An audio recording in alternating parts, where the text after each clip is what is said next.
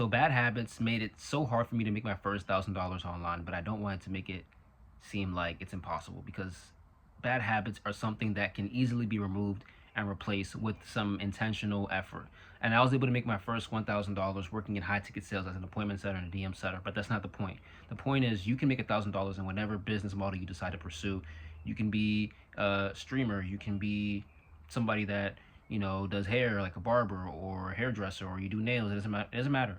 You can make $1,000 really quickly, but when you have habits that aren't getting you to the point to where you're being working efficiently and actually doing the shit that matters for you to make $1,000, your first $1,000 in business, then it's gonna take some time and it's gonna be hard for you to overcome those habits. The thing about habits is, I learned this from Charlie Morgan, right? He has videos upon this.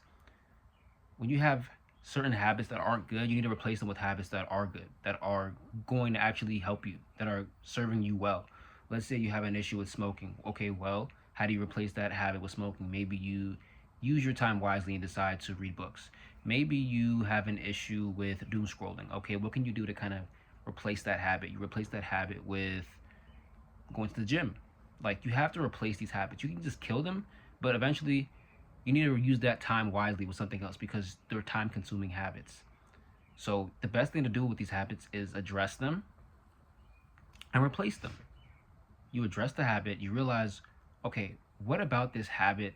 How do I even get to the point to where I'm doing this? How do I get to the point to where I find myself smoking? Well, I'm bored. Well, why am I bored? Because I haven't given myself something to do, something productive. Okay, that I get a reward out of. What do I get out of smoking? I get a reward. What type of reward do I get? Some type of dopamine, satisfaction, whatever the case is. But it doesn't have to always be like that. But that's what it is for me. Whatever. Like, if you have that habit, then that's what you have. So now, boom, I know what leads me to getting into the habit and what I receive, the reward I receive.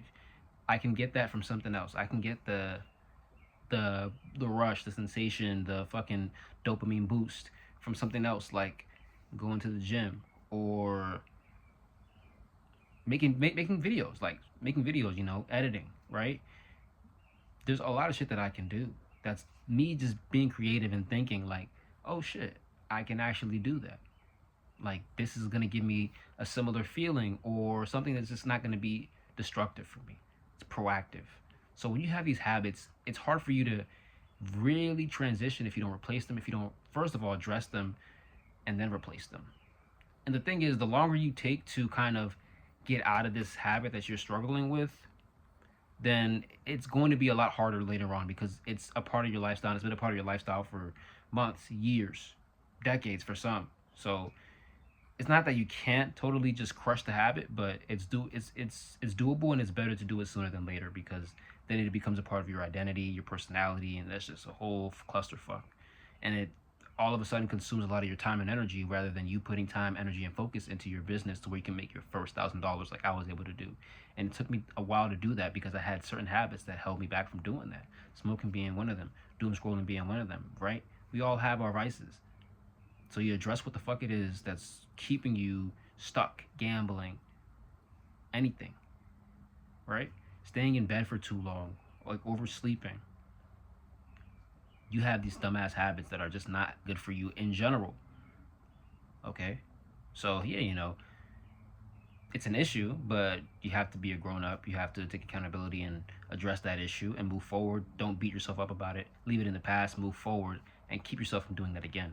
The Bible talks about that. The Bible talks about, confessing, and it also says that after you confess, you need to change your way of thinking and then change your behavior.